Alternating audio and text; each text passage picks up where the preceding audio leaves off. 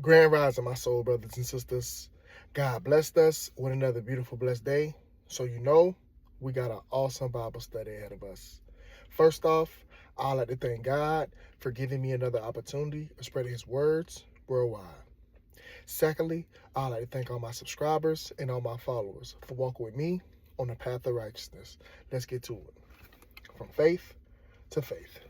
Title of the day is Are Angels Just for Children? Bible verse reading of the day. Hebrews chapter 1, verse 14.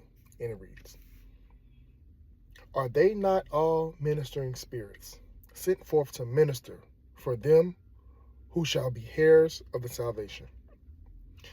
Most of us heard about our guardian angels when we were just children. And in those days, it was a comfortable thought with monsters lurking around the closet and creeping things crawling under beneath the bed.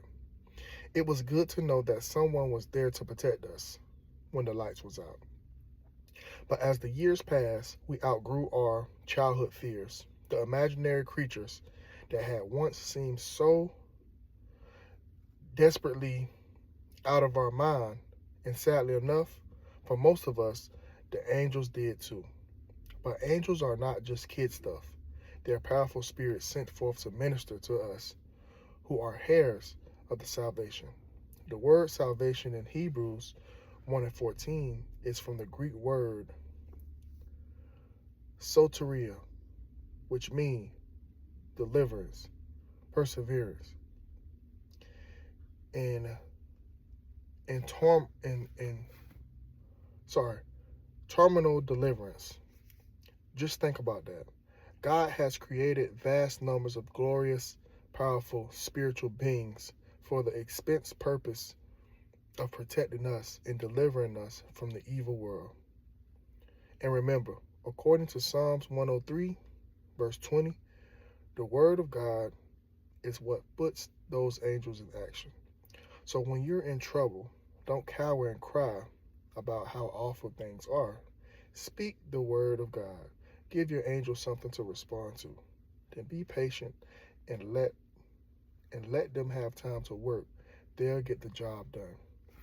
Guardian angels. And that's very true. My mom used to tell me, your guardian angel's watching over you.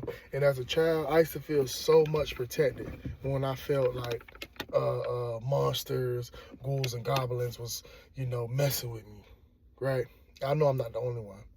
But as I got older, that kind of faded away, until my uncle passed. And I heard it again. He's your guardian angel. Because I used to always carry, it was something that they gave us at his funeral. It was like a metal thing, right? And it had Psalms 23 on it, the whole Psalms 23. I'm like 12. I learned the whole Psalms 23. I used to recite it every single day, and I felt like my uncle was there with me because I used to wrap it around his shirt, with his name on it. I cut off a piece of his shirt and it just had his face, one of the pictures of his face from his shirt. I used to wrap it around it. And I felt like my uncle was there every time I read that verse. And I know, like, for a fact, he's one of my guardian angels. It's crazy to say because we don't know who our guardian angels are. But in the spirit, way back then, this is 18 years ago. I was 12 years old. I'm 39. I always felt like, my uncle was there with me in spirit, And I say all that to say this, that all of us have a guardian angel that's going to protect us from the things of the unseen, spiritual warfares that we don't know what's going on. That's why the angels are there for us, giving protection, to talk to. You know what I'm saying? Because, God put us above the angels. That's why Satan was so jealous of us. Because he felt like them above us. But hey, we've been here, so that's how blessed we are. We have guardian angels that, care for us, So I don't want y'all to forget that. We have a powerful team on our side.